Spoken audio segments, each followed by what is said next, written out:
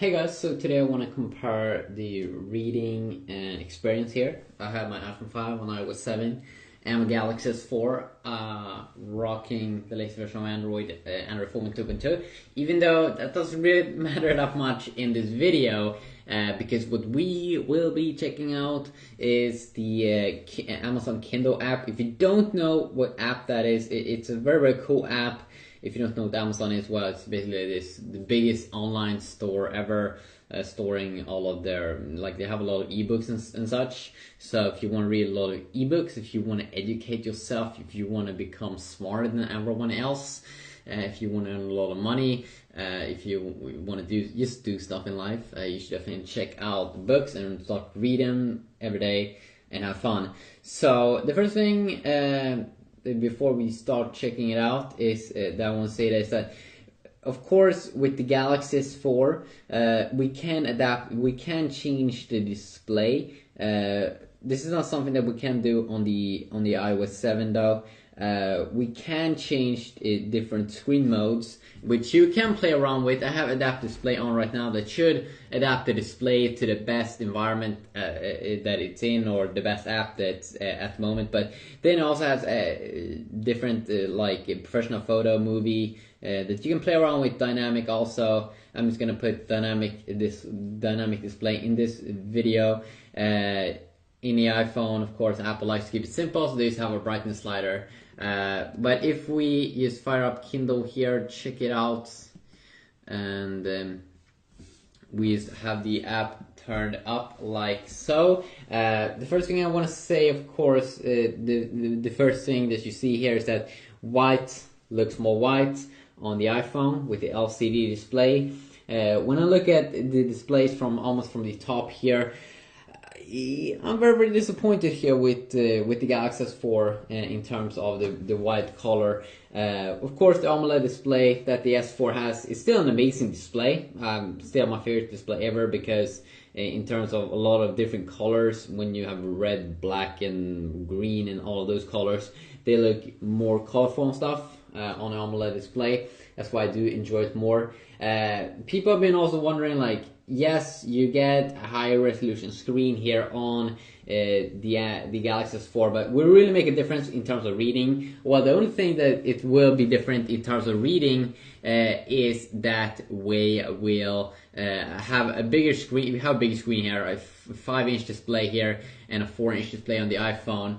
And that's, of course, most of the times, if you have the same screen, or if you have the same text size, you will see a little bit more text here on the Galaxy S4.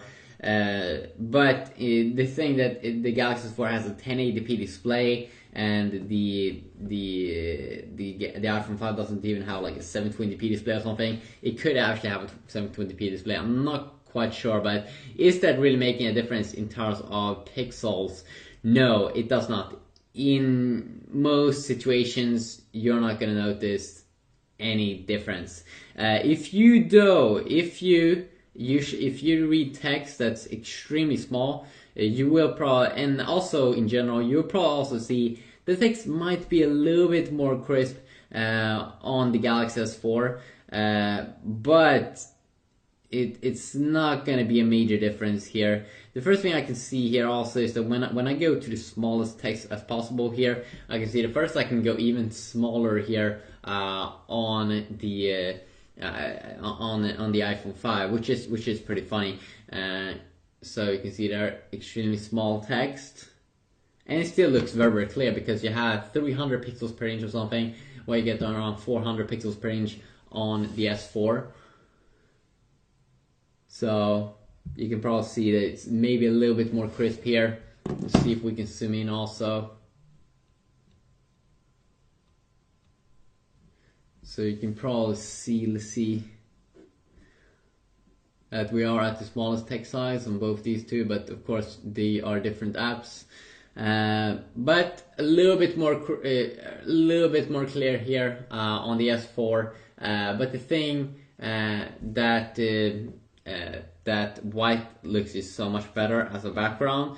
It's really making the iPhone 5 still a killer device if you talk about reading, and also in terms of features here, of course. We do have about the same features here in the Amazon app. Of course, we can try out a different background here to also see how that do perform.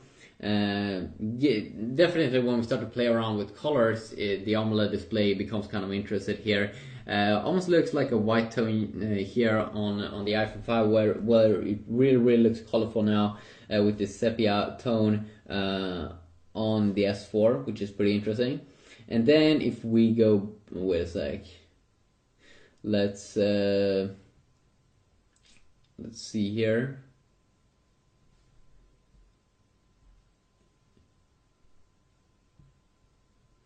Whoa, why did the text go black?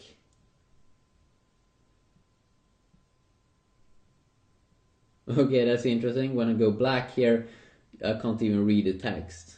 Okay, that's pretty random. Yeah, the display really goes black.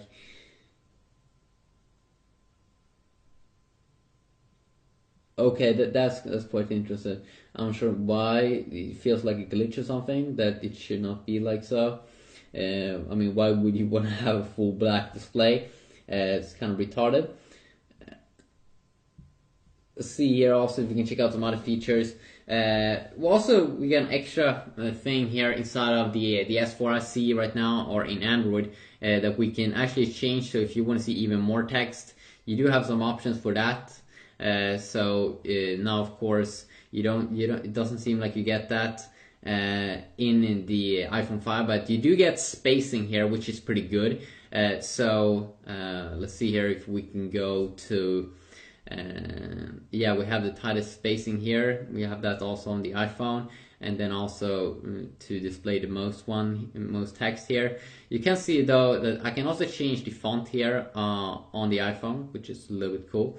You can play around with that, but you can see here that even though the display is much bigger here on the S4, you probably won't see that much more text, because you can go even smaller with on the iPhone. So it really comes down to what you do prefer. If the black mode would work in reading mode, that would be pretty interesting, because usually black should look pretty insane here on the S4, but it doesn't seem to be working super awesome. But yeah, a quick little look here. Just you decide the winner. I don't want to decide a winner. I don't want to decide a winner. But have a good day.